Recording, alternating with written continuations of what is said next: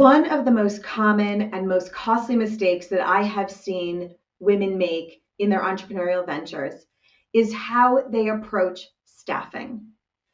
When you are starting your business, one of the biggest expenses you will usually have is your headcount, is the people whom you bring on board. And there is a fabulous, wonderful, exciting energy around bringing the team together.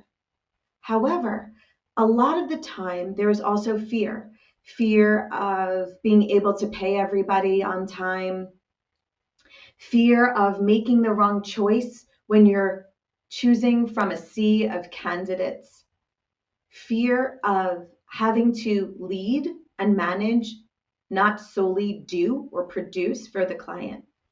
And so, what happens sometimes with this is that people go the route of having what they see as the most flexible workforce they can possibly have, working with independent contractors.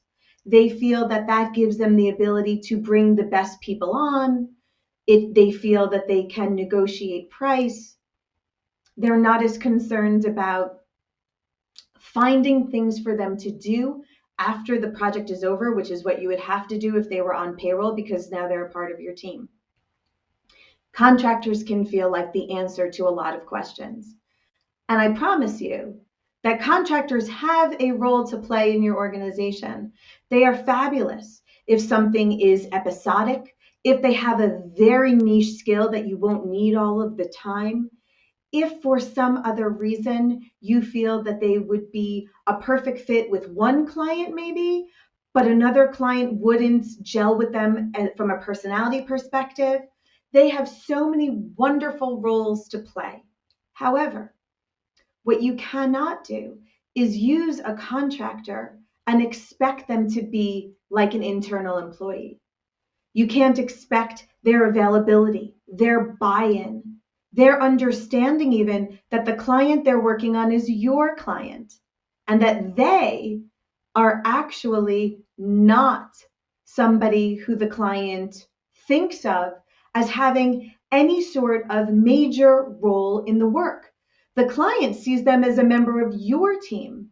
But if they see themselves as this direct to client relationship and that they have the relationship, things can get really complicated over time when it comes to representing who has completed the work, in whose portfolio the work belongs, or who should be posting on social media about the work. A contractor is somebody whom you have hired in for a specific reason, not somebody whom you can have in your day-to-day in case something comes up, or that they're going to be on board for the big win to grow your business, because the odds are they're building a business of their own. So when thinking about where to use a contractor and when to hire that full-time employee, think about the role. And if you find that you're going to need them to be agile, that you're going to need to have them at certain hours of the day, that you really want them to buy into the ethos of your company, that you want them to represent that they are part of you, then you really need to be thinking about an employee and not a contractor. You can outsource your payroll. That's another reason people say, I got to use contractors because I'm too scared of dealing with all these random taxes and all of the other things that go along with employees. I promise you, there are many payroll companies out there who are very skilled at this, and being unfamiliar with payroll shouldn't be a reason why you go the route of using a contractor. Think about who this person is. Think about your wish list, that the stuff you really, really want, and then decide the way in which you are going to hire them.